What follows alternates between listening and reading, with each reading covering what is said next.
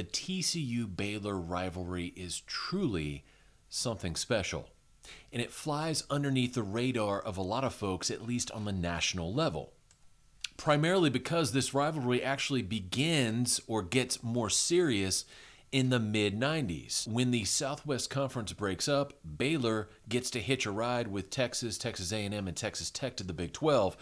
TCU is kicked to the curb. TCU never forgot. Now in Saturday's matchup, we see that TCU is favored by 2 to 2.5 points. I think they win 35-31 over Baylor. This game could be close. It could be very back and forth. But ultimately, I think TCU prevails by 4 over the Bears in Waco. We continue our 11 a.m. slate on Saturday. We have an SEC matchup, Florida at Vanderbilt.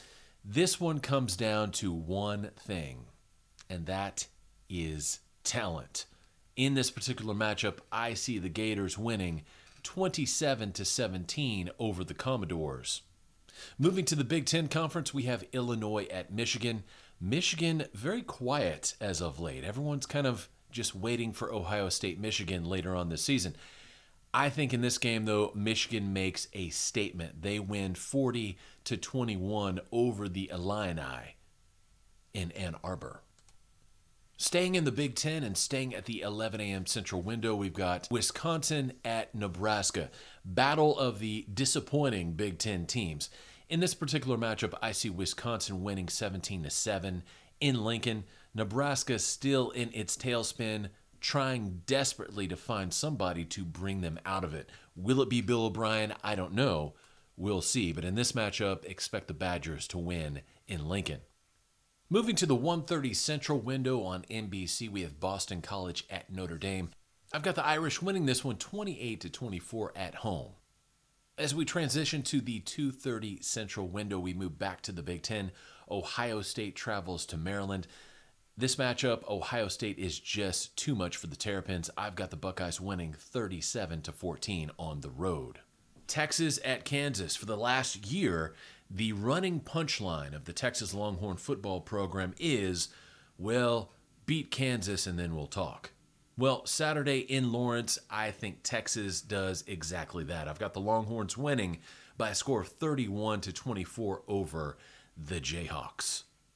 At 5:30 Eastern, we have Georgia Tech visiting North Carolina in a little ACC battle. Now, Mack Brown is having a very quiet, very wonderful season at North Carolina. I think they continue their winning ways at home.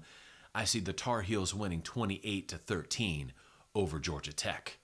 Moving to the SEC at 7 p.m. Eastern, Tennessee visits South Carolina. Tennessee is for sure doing everything it can to get into the college football playoff, and that means style points.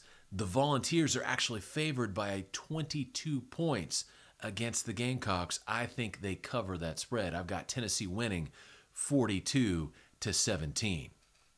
At 6:30 p.m. Central, Bedlam returns. Oklahoma State visits Oklahoma.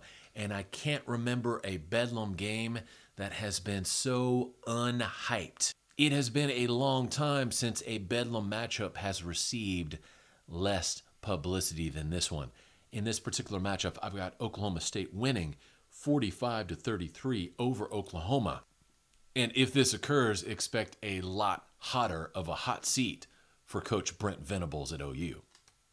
Staying in the 6:30 p.m. Central window, we have Ole Miss visiting Arkansas. Ole Miss coming off a very disappointing loss at home to Alabama.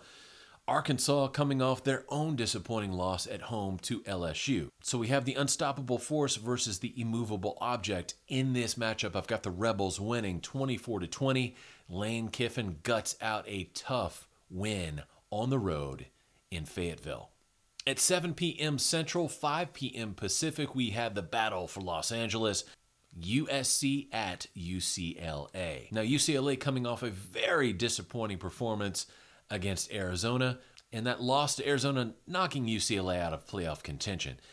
USC, though, still has some keen playoff hopes alive.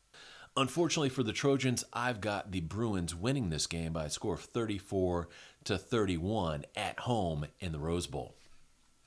Finally, little pack after dark, 9:30 p.m. Central, we have Utah visiting Oregon.